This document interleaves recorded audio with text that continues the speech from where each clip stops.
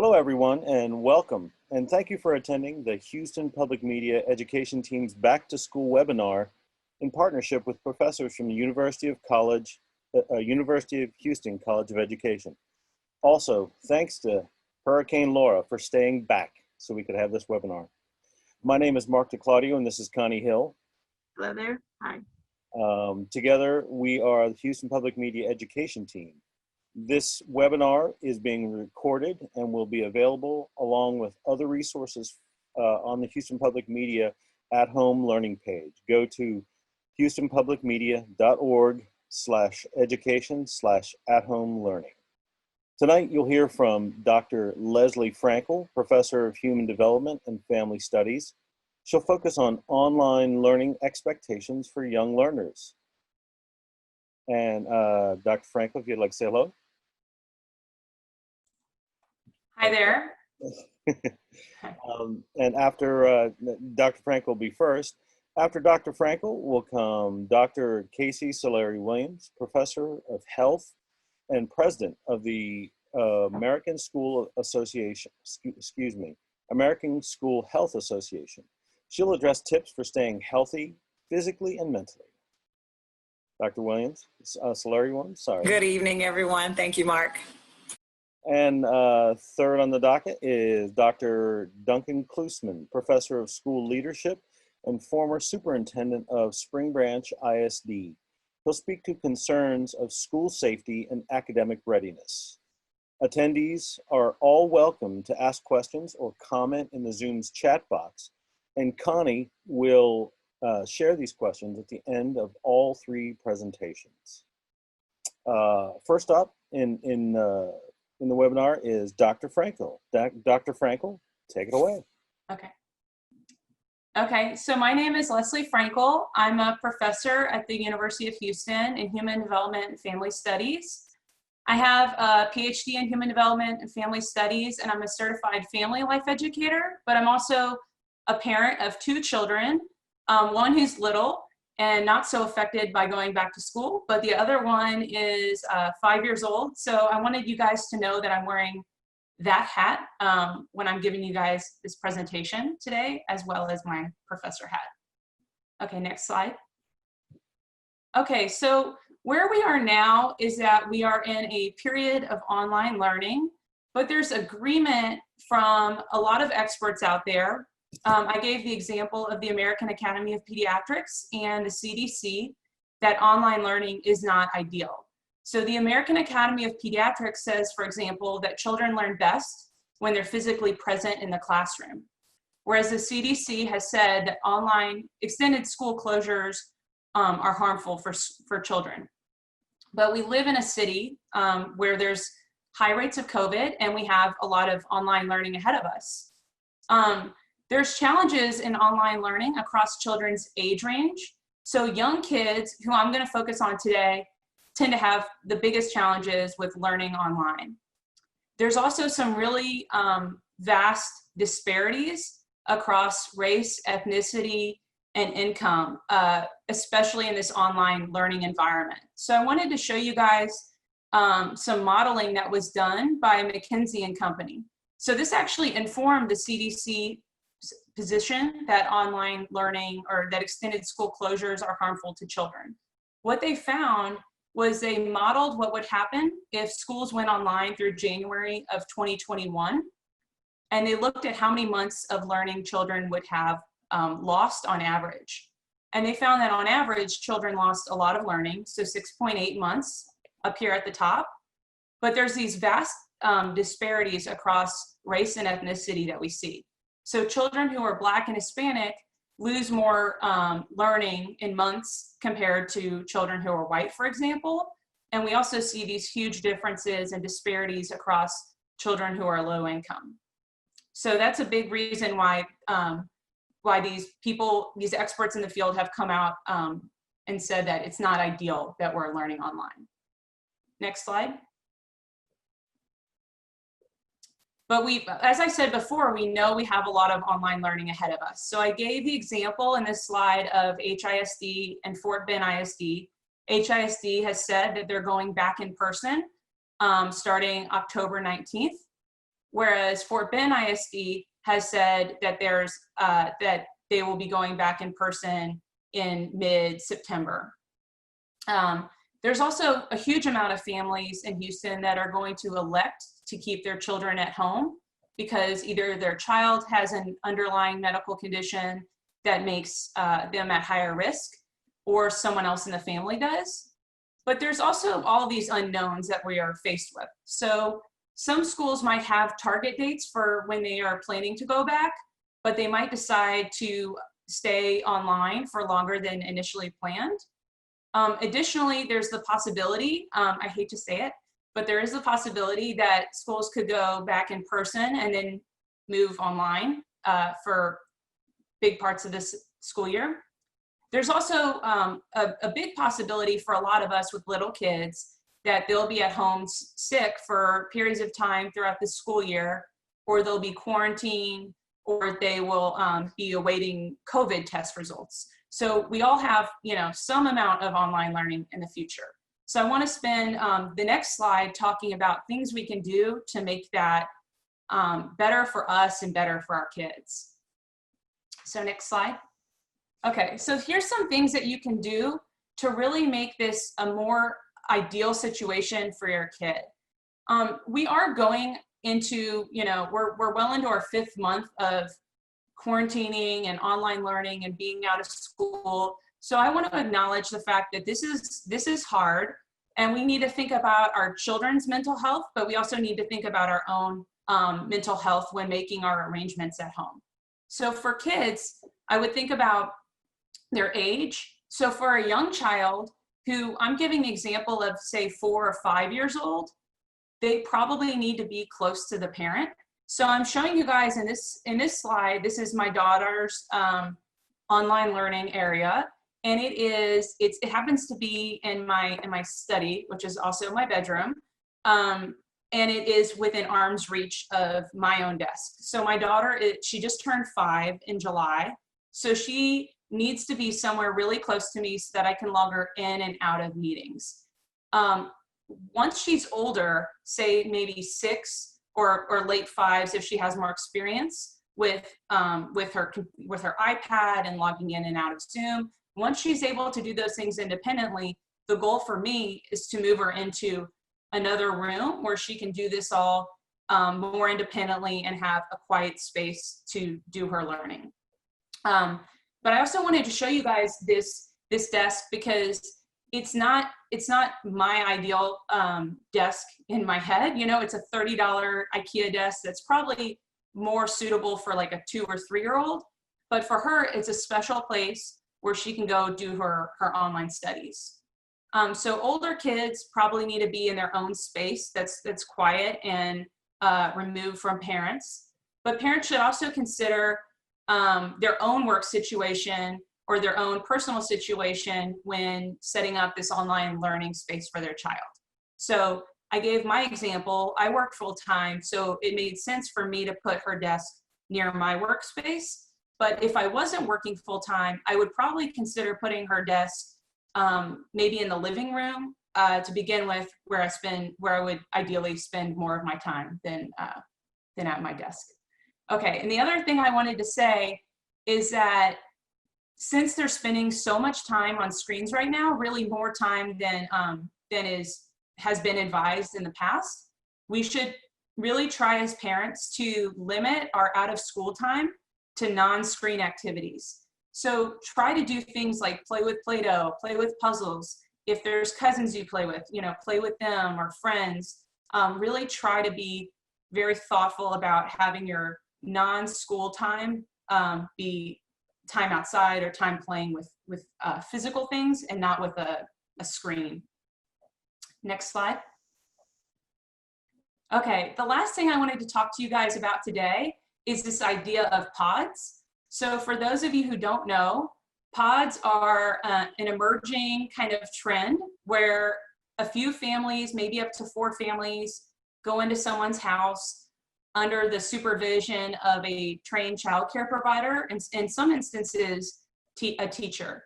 So I really think pods have a lot of wonderful benefits to them. So and they also have some downsides, which I want to go over as well. So the benefit to pods is that they provide a really good opportunity for children to socially interact with other kids, which for me is really a wonderful thing because these kids have been quarantined for, as I said before, over 5 months.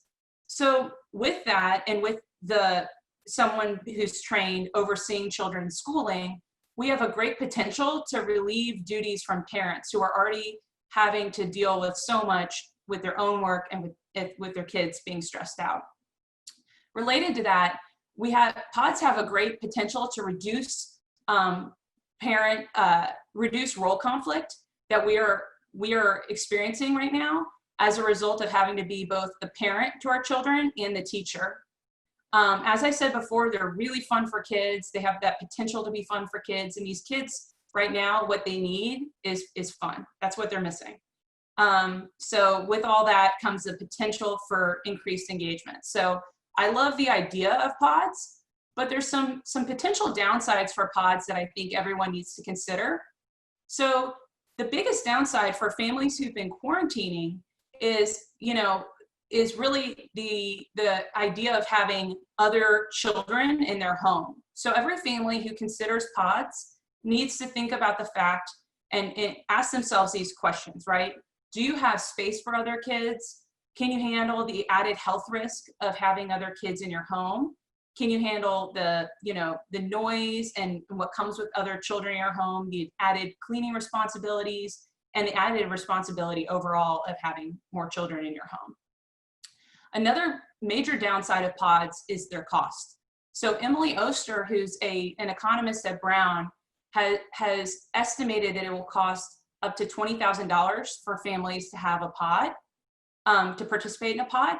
So many families can't participate in that. And related to that, there's this equity issue. I talked before about these disparities across race, ethnicity, and income, and pods have a potential to really widen that gap across income that I showed you guys before. So when McKinsey and Company modeled children's loss of learning and those big gaps that we saw across income, they did that before the concept of pods emerged. So that's something I want people to think about when they think about pods. Next slide. Okay, that's it for my presentation, but I wanted to thank the members of my lab who helped with this presentation. Thank you very much, Dr. Frankel. Next up is Dr. Casey Solari-Williams and Dr. Williams, Solari-Williams. I keep doing that. I am so sorry. It's okay. It's not just you. It's something that I go through on a regular basis with my 5-syllabic last name. It gets people all the time. But good evening, everyone. Thank you for joining us this evening. I'm Dr. Casey Solari-Williams. I am a professor of health, primarily public health and some health sciences at the University of Houston in the College of Education. And today I will be speaking to you in the aspects of this back to school mindset related to the physical and mental health components that we're all thinking about, they're all impacted by and affected by. I too am a parent. I have a junior, a rising junior. They haven't quite started in her district just yet. So rising, I'll still say rising, I'll hang on to her being as close to a baby as I can get. And then I have a grown bonus son, as we call him. He's already out of college and working. So I am coming to you from the perspective of, professional in this realm, but also as a parent going through some of these similar things with you as well. Let's go ahead and begin and talk about what it means to be healthy. What is the aspect of health when I say that physical and mental component? I put this image of a puzzle up because physical and mental health are often looked at or thought of in separate ways. And now at more time than any, we see that there's a connection to that. And this is something that I speak about often, but people may not always make those connections. So I'm gonna be speaking from the components of movement related to physical health, the components of nutrition and sleep. And then on the mental health side, I'll be speaking with you about the emotional components and impact and the social components and potential impacts from everything that we're going through with our children right now. I'm also coming to you as the president of the American School Health Association. So every child K through 12 is on my mind across this country on a regular basis, and trying to answer questions that are, as all-encompassing as possible, but also still personalized for each particular situation across our country, where we have very dense population places and schools all the way to frontier lands, where people are miles and miles away from their school and have a major commute literally to get to school on a regular day, but they're also removed from some of the connectivity that we have for the benefit of those of us in the Houston area. For some of us, that access to the internet. But even in a densely populated place like Houston, we have those issues as well. So all of those things can also impact our physical and mental health, and thinking about that.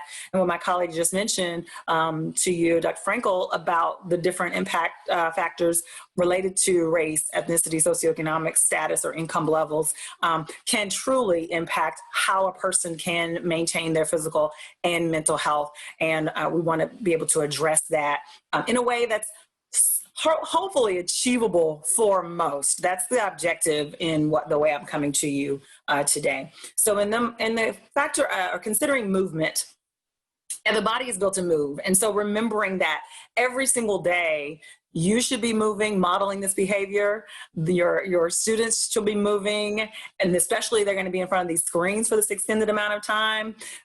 We already have recommendations about limit screen time for students, but now it's even now that it's kind of beyond our control, we don't have the data about what we should do in this case. So let's just talk about what you should be doing to your body on a regular basis on any day. Movement every single day. And it can be everyday movement. It can be dancing in the kitchen while you're, making the food. These are some of those non-screen activities that Dr. Frankel was recommending for people after the virtual school day ends. Getting together and working with a Play-Doh, doing a puzzle together, having reading time. That's something my daughter and I do. We have reading time together on the couch. And so we're just reading a good old book, not on the device, good old paper book that has a back on it that you open up, and we sit down and we read together. And then we just have conversations together about what each of us is reading. Something like that is totally feasible. And so, yes, I say movement, but that's just moving away from the computer. But you also can sit and breathe and stretch together. Just do some deep breathing. Work on your posture from having been at the devices all day long. That's something to consider. And then nutrition components are things that you can think about. Whole foods, things that you can do together, really basic. If you have a small child, teaching them how to wash their hands properly, right? That's something that's been on everybody's mind, and you've been I'm hearing about more so now with the preventive methods of washing your hands in the proper way to wash your hands. So that's something that we're all doing, right? And so have everyone washing their hands, and then washing off cleaning off the lettuce or some kind of, vegetable. And that way the young person feels like they're cooking, right? The younger child. And then you have all the way up to teaching an older child how to actually prepare a meal. And then when you're doing this preparation of meals and healthy whole foods, things that you're seeing yourself prepare, what's going in them. You're learning about measuring. So there's some crossover, and you're getting some math in there, right? You're learning how to measure and talk about ounces and this, that, tablespoons and teaspoons. But you're still making something that's nutritious, or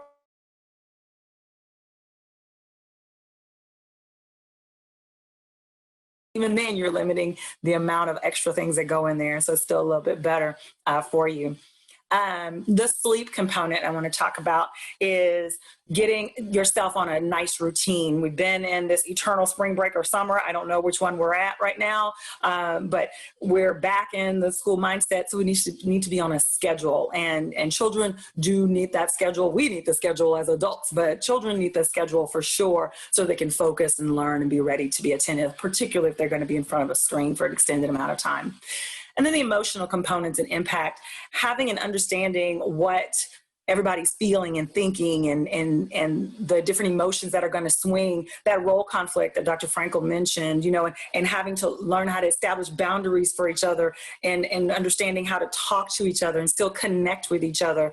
And you being that social component, finding ways for them to connect with each other, with other people outside the home in those creative ways or those safely distant ways when you're possibly outside. That's something to consider as well. All these things play a role in your physical and mental health. For the sake of time, we'll move on. I have so much more to share, but I have to be mindful of my time. Next slide, please.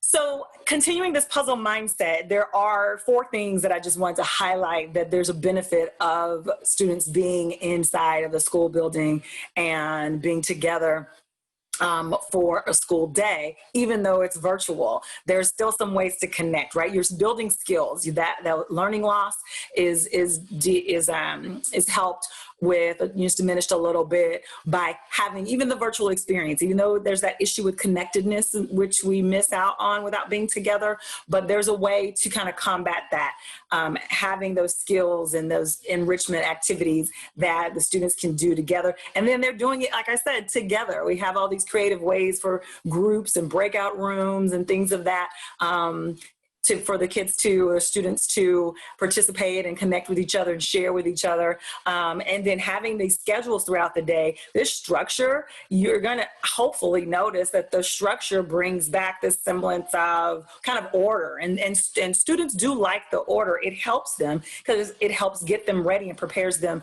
for when they're getting older and then they don't have as much, you know, rigid structure, so to speak. They kind of make their schedule. If they're already used to things being done in a certain way, that organization, that time management, that kind of comes as an added bonus by that structure that the school day provides. So keeping that structure and supporting that structure is going to help bring that puzzle together for the entire family. I mean, then the support comes for the students, but the support is also coming from the families, having other people to support you, creating that community, whether it's in a community learning pod or in your community with your school, or a community that you all create just by peers of yours or friends or family members of yours that have children around the same age. That support system is helpful, and particularly when they're at the school, because you know that they're going literally through basically what you're going through, or they can at least understand where you're coming from if you have an issue or a concern. So there are major benefits to the school day, and these are just 4 I wanted to highlight. Next slide.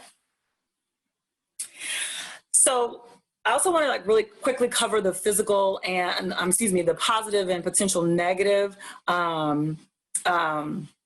impact. So I talked about structure, support, the socialization, the skill building on that positive side, but we also have to understand in this technological information age, there can be some downsides to that as well. And so having access to information so easily, we have to learn how to manage that, because that can get at that anxiety and fears. I did a quick Google search, and this is all that I put in the bar, what you see on the screen. It says U.S. schools reopening, and I wanted to see what came out. And notice, I'm just on Google. Anybody that has access to the internet and Google search engine can access this. And I want you to see what pops up. Next slide. This is just a selection from different sources, different media outlets about what that means about schools reopening. There's so much negativity out there, and people don't know what information is the right information, is the best information. Is this going to happen to me? They're talking about Houston, and if your students are hearing you talk about all the negative things, that stuff really does impact them. They really do internalize that, and we want to try to, if you're not limiting what they're here, then have true conversations about what it means and what some of the potential impact could be. And so I've kind of created something for you to just carry with you throughout all of this. If you don't remember anything else that I say. Next slide. I just encourage you to keep calm. Keep calm. And these calm things, this is a homage to the Keep Calm and Carry On. I created a Cougar Paw version of it. And that calm stands for keep communicating, keep active, keep listening to each other, and keep mindfulness practices. that communication piece, if you are saying things around them, if they are seeing the news and hearing what's going on, then have a true conversation about what it really means and what you feel. And when you don't know something, own that you don't know. And if they ask you a question, just answer them directly. You don't have to go real deep into it. Just answer the question. Don't try to, go around it, because if they know about it, you want them to hear it from you directly. And that kind of eases that angst that they can talk to you. And even talking about something that's outside of your home that could potentially impact your home could help you for other things down the line too. So keeping that communication system open forward and backwards. You talking, them talking, you listening, them listening, all of that together. That goes to that L that I skipped to, listening to each other. But the active as a family, I mentioned it already. That active can mean active movement or actively doing something that's uniting you or bonding you as a family. That can be the reading time. That can be some cooking or prepping, chopping up vegetables, learning how to properly, use kitchen safety, or learning how to garden, or learning how to, fold towels, even something as small as that, but that's still you moving and being active as a family and being actively engaged. And it's separated. All the things that I just named have 0 screen time attached to them. And the last one is mindfulness practices. Just remember to just sit and own how you feel, take deep breaths. It doesn't mean you have to go all the way into being somebody who meditates every day. It doesn't mean you have to practice yoga. You can do those things, but literally just sitting still and taking 1 minute of breath, separating yourself, giving your child time to separate themselves, and just breathe for a moment. Stillness, quietness, own what you feel, and keep calm. Last slide. I wanted to just say thank you all for joining us today and share some resources with you all about where you can get some answers, some other tips and things for you to kind of connect with your students. The American School Health Association held a returning to the learning environment, this new learning environment that we're in now. We had a webinar all-day event on the 13th of July. And if you go in like you're going to register, you can have access to all of the recordings, all the literature, the supporting documents from different panelists from across the nation. So by all means, please, this will be available to you for you to log in, register, even though it's already over, but then you'll be able to access everything and maybe get some answers to some other questions that we didn't answer today. Thank you for your time. Dr. Solari Williams, thank you so much for your presentation.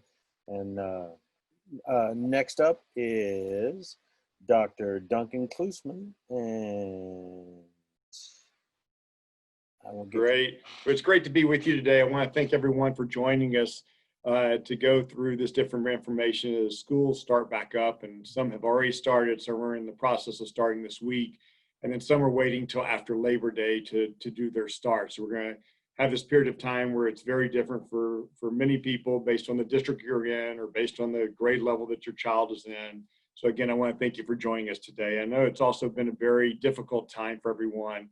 And now schools are grappling with COVID, but they're also now in the Southeast Texas area grappling with a hurricane. So I was just observing on the Weather Channel where in fact, I was communicating with the superintendent of Beaumont today, but the Beaumont schools are being used as shelters to gather people who don't have transportation because they've now provided mandatory evacuation in Beaumont for people to be able to come to the schools, and then charter buses that are provided by the state pick them up and take them out of the area.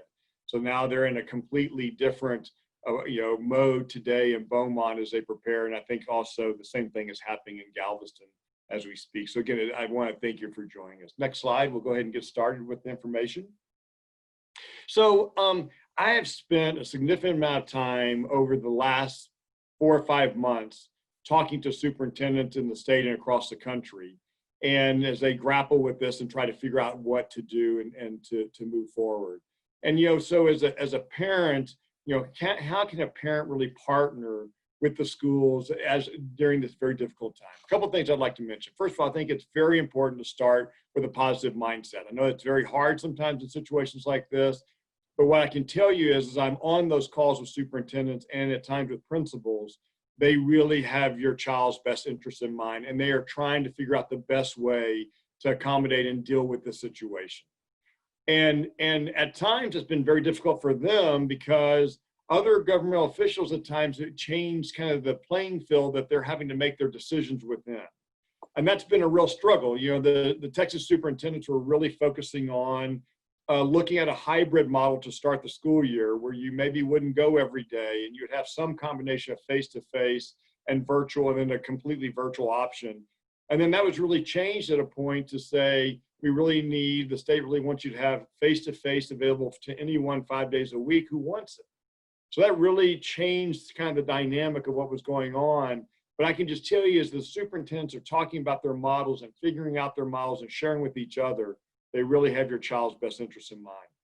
We have to recognize that this is really probably the most difficult public challenge we've had in a century, and probably it will be in our lifetime. This is a very difficult challenge to deal with, that really the last time we saw anything like this was 1918. So we just need to acknowledge that and recognize that as we work through these issues and trying to figure out how is it best to partner with our schools. I think the key is, and the key gauge that I would want to do as a parent is, and as each of you would probably want to do as you look at the school systems that you live in, is, are you getting really good, transparent information? Like, are they providing you, as you make the decision, because right now it seems that really one of the biggest decisions for parents is, do you send your child face-to-face or do you do virtual? Because there's these options out there now. And so as you're making that decision, one of the things that's critical based on the district you live in is do you have really good, transparent information so you feel comfortable with the decision you're making? And I think the key is just review all that information you can, and then just make the best decision for you and your family and for your individual child. You know, we have 3 children, 29 and 25 and 21, and they're all very different. And we probably would have made different decisions for each child as we went through the situation. So there may be one child where you feel totally comfortable just doing virtual. There may be another child where you're like, they really need to do face-to-face.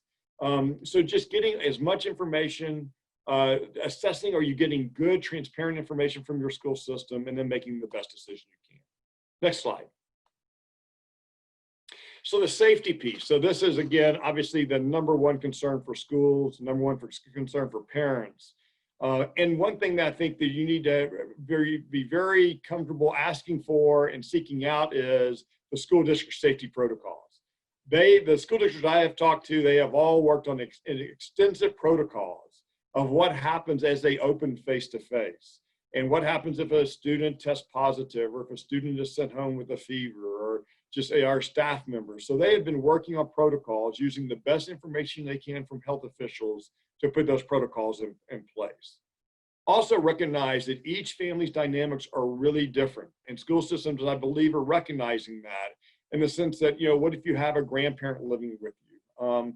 You know, we have one of our kids who kind of spends a lot of time with one grandparent, and it's like, you know, I just don't think that's a safe thing to do right now. And so just what are those dynamics, and recognizing that it may change, your decision may be real different than a friend or a neighbor's or a family member's decision based on those family dynamics. And then just get all the information you can and make, again, the best decision you can for you and your family. And I think here's the key, you know, the most difficult thing, as I've been telling superintendents, is people want certainty. Like, in times of difficulty and uncertainty, what we need is certainty. But we need certainty with flexibility. So we need our school system to be very clear with us on what their plan is, and to provide a lot of information about what their plan is and their safety protocols. But then we all have to be flexible, because it is a moving target. It's not something that is static. And we really have to be flexible in how we approach it, and understand that they're going to have to make changes in all the plans they've been working on for months. They're going to have to make changes because of the changing dynamic of the situation.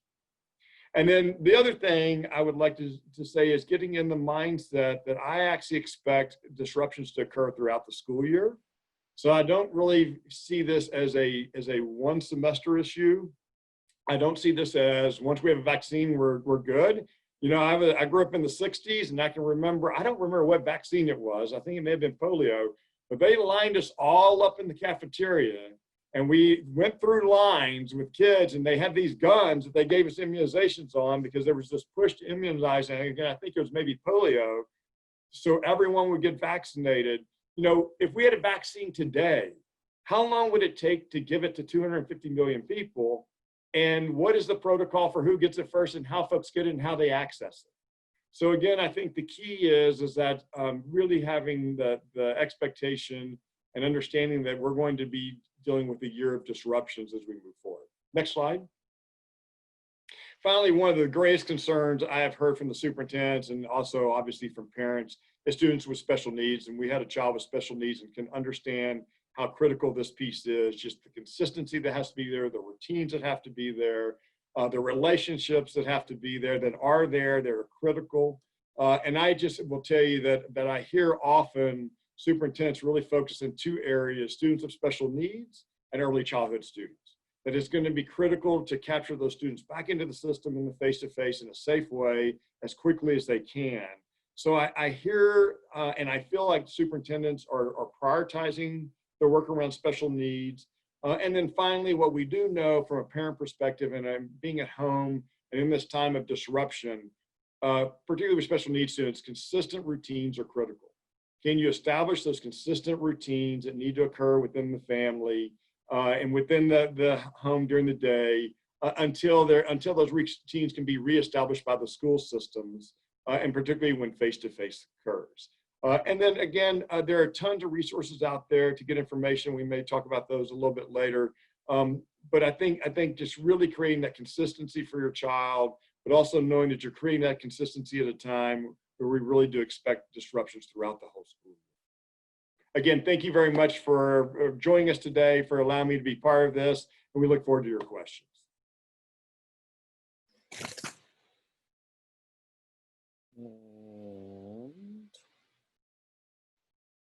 Thank you very much to all the professors. Looks like we have a few questions. Connie, would you like to share questions for the professors? Yes, I would. I'll just follow up with Dr. Klusman. Can you share maybe some online resources to help people with special needs or ESL, or even maybe homeless families, those who have, just something online that you can point them to in that regard? So one of the things, particularly on special needs, I find one of the best websites out there is the Lucille Packard Foundation for Children's Health. They seem to have really, they've kind of compiled multiple resources from multiple sites together. And I think it really provides good information. So again, it's the Lucille Packard Foundation for Children's Health. And then you can always check with your state, different state associations that provide information. Autism Speaks provides information. There's in the school district, I think in Meade School District, they're providing that information too. But I do like the Lucille Packard Foundation website because it really pulls in a lot of different information that you can. Okay, and then let me just follow up on that really quickly. If a family feels like their educational needs of those specific children are not being met, what action step can they take? That's a really good question. Again, obviously in a normal setting, we have very clear protocols for how you go through and you work through those issues. I would first seek out and ask that question directly, because every district will be a little different. But I would directly ask that question. I would email someone, call someone, and say, if I feel like this is not meeting my expectations, how can I bring this to someone's attention? What is going to be the process that occurs? During the normal school year, it would most likely mean an ARD that's called. You're sitting down and talking with all the educators about exactly what's going on, looking at the individual education plan, making that connection and making those adjustments. Those expectations are still there for school systems, but obviously how they carry them out are going to be different. I also, having a special needs child of my own, I think one of the things that I always was concerned about is sometimes those conversations go to very legal conversations right away, because a lot of special education law has created a very legalistic system that sometimes as a parent, I just want to talk about the well-being of my child and what's the best plan moving forward to meet their needs. And often systems, because of the law being so strong in this area, which we need, and we need that strong law to make sure these things are done correctly, sometimes things become very legalistic.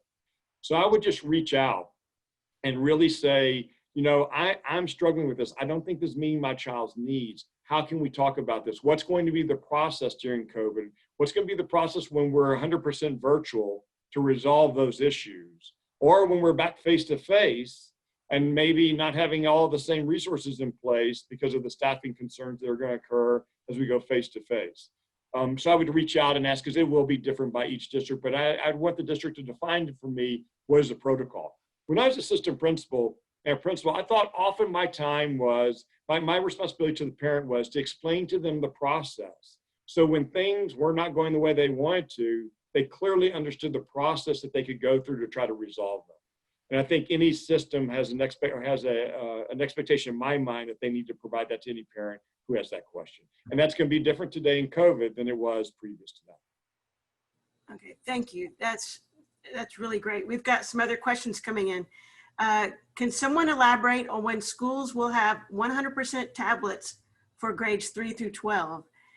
And will K through second be included in a second or later distribution? And this is specifically related to this person understands that in the third ward, they will not have one-to-one technology on opening day. And that's interesting to them that HISD got a $54 million amendment to their budget that included $31 million for devices and hotspots to help close this digital divide. So with that there, about the digital divide, about families that may not have their tablets yet when it's ready to go to school, and then if they have the tablets and they don't have Wi-Fi, can anyone speak to that? I can briefly touch on it and then anyone else jump in. I can just say from the logistical standpoint, because I've been part of some of those conversations.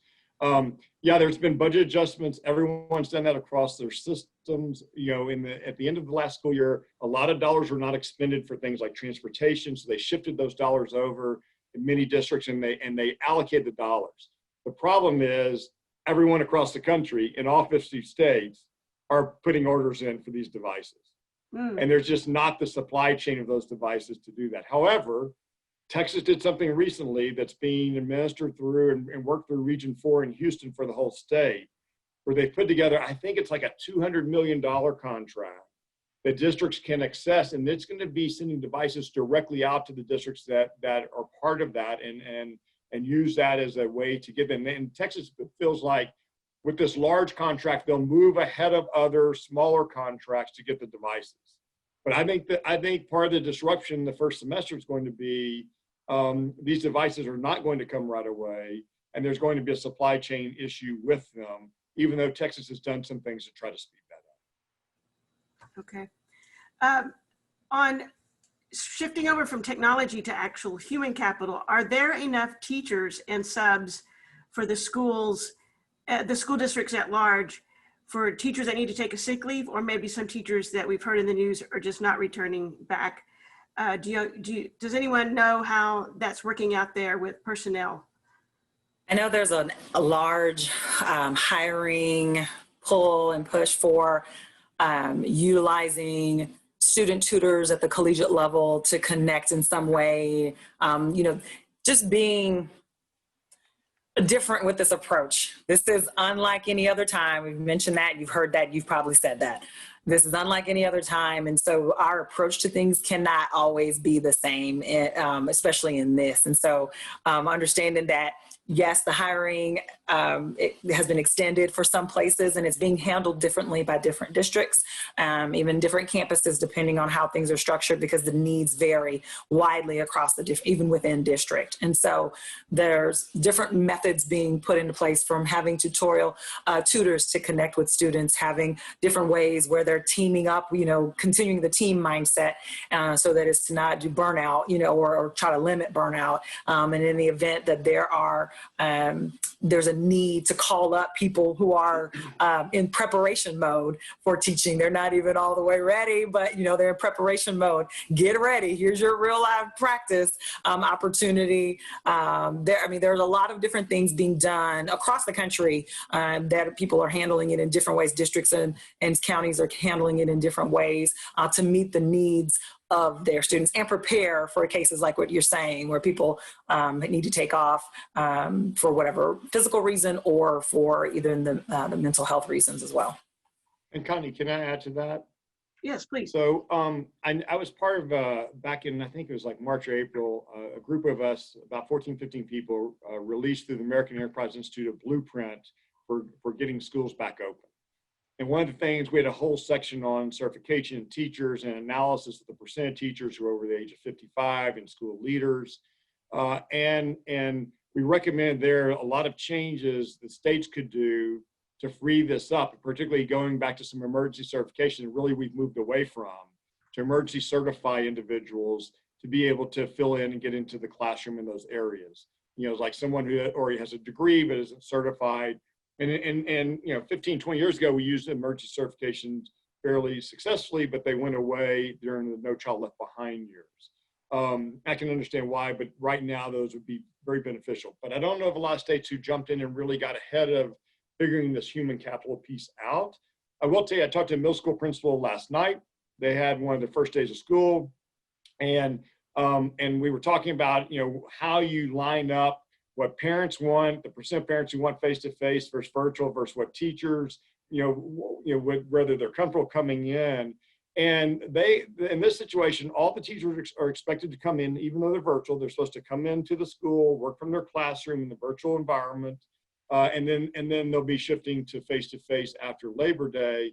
And once they made that decision and made it clear the expectation, there were only 2 resignations in their system, in that campus, for the number of teachers. Probably, I would say 75 to maybe 100 teachers, total on a campus like that. But I am concerned that states didn't move in many cases at the state level to free up the ability to bring in more human capital, as we will hit shortages over time, particularly if we see cases spike once schools start back up.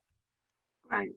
Well, this is another question that kind of follows up on that. Could some kind of standardized online course for each grade be created district-wide or statewide to help fill in this gap, so there aren't learning gaps, so that's something that the parents can take on if they feel like their students aren't progressing in a year's worth of learning? Are there anything about resources like that the state's looking towards, or that maybe even the state doesn't have, but that the parents can just access outside of the state? In Texas, there are online opportunities in Texas where you can already take your child and put them in an online school. I think maybe K-12 has that option. There are other, a charter organization named Responsive Ed may have an option like that.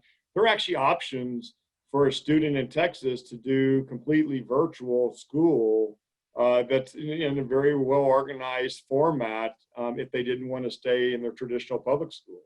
So you can always access that. And I will say, one of the what I think are going to be the successful campuses and districts are really trying to align their face-to-face with their online experience, so it's really the same experience. So it's not 2 separate types of schools going on. I think you're going to, once we go after Labor Day, systems really start going back face-to-face in greater numbers. I think you're going to see them trying to align those 2. But there are, I assume you could find some of that information on the TEA website, Texas Education Agency website. But there are organizations that currently, and have been for several years, providing virtual education, completely virtual education for students in Texas. Okay. Dr. Frankel, can you talk to us about what the thinking is about the future impacts of especially young children being online so much right now? Yeah, that's a great question. Well, I guess the research on children and screen time suggests that the more screen time they have, the more at risk they are for negative impacts of screen time, such as obesity. So there's a correlation with the amount of screen time children have and how likely they are to be obese. So organizations like the American Academy of Pediatrics have traditionally said that kids, for example, like kids I study, 2 to 5 years old, should be limited to 1 hour or less of screen time a day. But we're in this period of, I've seen, like, my daughter's virtual online schedule is 5 hours a day of screen time, right? So we're in a period of time where some people have 8 hours a day for 5, 6, 7-year-olds. It's not uncommon at all. So we really don't, the research isn't there because we've never had children in front of screens so much. We can't do studies like that where we knowingly expose a child to something that we believe is adverse. But there's also some benefit, some possible benefits to it. It's not all negative. And our kids are for sure going to be amazing at using technology when they grow up, and they're going to be very proficient in this. But there are, some possible implications that it has for their risk for obesity, which Dr. Solari Williams could speak to as well, and potential vision issues, because we've evolved. Evolution is much slower than technology, right? We've evolved to have social interactions, to be talking to someone who's maybe 2 or 3 feet away, and that's different than your experience with a screen. And people are studying that, and people are worried about that. But these are just downsides of this situation we're in, right? Right now, I'm also very grateful for the fact that we can communicate to each other right now in a virtual space, and that our kids have this opportunity to get an amazing education over screens. But there's some potential, long-term negative impacts. I'm not gonna lie about that. And so how do you combat that? So thank you for that lob right over to me, Dr. Frankel, because that is very real possibility of some of the negative side. So how do you combat that? There's some preventive things that you can do. It's not, hopefully the day is structured to where there are breaks in between those 5 hours of, some of those extended times. And so with that, get up, step away from the screen. It's the same thing that I would tell you all any of us working from home or working from wherever, even at our offices, making sure you're getting up every hour. Set some kind of timer, or just pay attention to the timer. If it's a structured day and, you have this 5-minute break, doesn't mean you have to walk away if you don't have time, but standing up and doing some stretching and some breathing, that can help. There are some blue light, I don't wear prescriptive lenses, but I'm in front of the screen all the time, and these are blue light blocking glasses.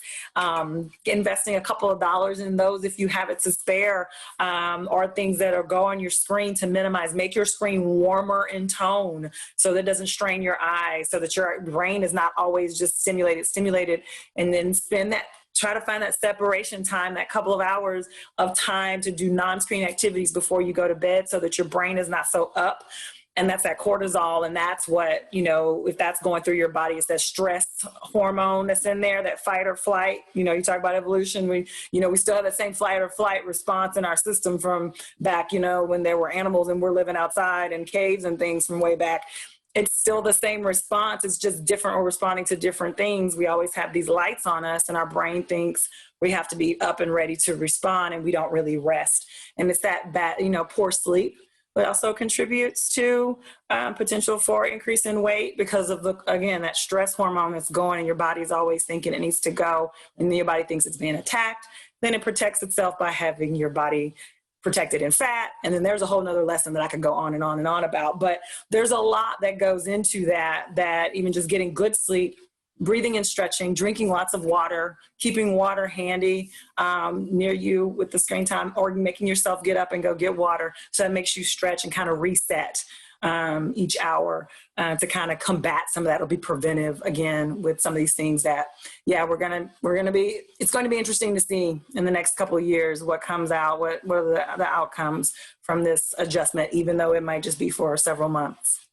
And I know that the links you had at the end of your presentation will point to more documentation on that. Do you have a favorite go-to website for physical education ideas, in case some parents just they're tired of saying, y'all go play? Or yeah, I'm sure Casey has one. Yeah, but I really like healthychildren.org. So that's the American Academy of Pediatrics, their parent facing website. And they have great advice and guidance for parents to kind of educate parents around their recommendations. So I would suggest that, but Dr. Solari Williams might have other? Yeah, a good one. Just Alliance for a Healthier Generation is another one, and I can get a full list together, Connie, for you, so that when you're sending out all of this to everyone, that you have a more comprehensive list of some multiple options, because there's tons of different sites that are, and even some fun activities that you can do, or that you can do at home, and or some that are led and some that are independent you can do on your own, that are lots of fun, have been received really well across the country. Okay, great. That will be great, and I will get that out to everyone. I think one last question is on the flip side of physical health. Are there mental health resources that parents can go to if they feel like they need a referral for a child, one of their children they're concerned about, or maybe themselves? What would they do, maybe within the school system or not? What would the process be? I was going to say, I know that, and Duncan, you may be able to speak a little bit more to that. There are services, there are school health services. That's one of the things that schools are doing a wonderful job of, what we call, wraparound services, if you will, and just having resources available for all the different components of health. And Duncan, I know, can speak to some specific things and that process more so for what to do, but just know that there are resources available to you. Okay. Yes, and, in the blueprint I talked about earlier that we issued back in March, April, we had a whole section of social emotional health, and I think the school systems have been focused on that. But also, I would encourage, if you need a referral in general, you could always reach out to the United Way, Greater Houston United Way helpline at 211, and they're a great resource to be able to give you different options and connect you with different individuals. Also know that they have funded significantly community and schools, which are very involved in our schools, particularly at-risk schools, that really connect families to resources. And I know the community schools has really been, they do a great job, and they've been stepping up their work in the Houston area around COVID. Okay, great. I think that may be all of the questions. And I appreciate the questions too, because that helps us think and churn up ideas between each other for the different lists of resources, in addition to ones we were already thinking of sharing. So this is helpful. Thank you all for asking those questions. Okay, Mark? Sorry, I had myself muted. An attendee did say, thanks so much for the great information, and I'll be recommending the families I work with in my counseling practice to listen to this recording, which will be available, and I'll give you that address here in just a minute. But Doctors Frankel, Solari, Williams, and Klusman, thank you so much for all this awesome information, and to all the attendees, thanks so much for attending, and it looks like participation is pretty healthy still, so a lot of people hung on for all of it, and I just wanted to say thank you to all of you. Also, as a reminder, a recording of this webinar will be on houstonpublicmedia.org/education/at-home learning, or you can also just look for the at-home learning tab on our homepage, or at-home learning button, you'll see it. Houston Public Media Education hopes this information has been helpful, and we wish your students a confident and successful school year. Again, thank you, and thank you everybody for joining us.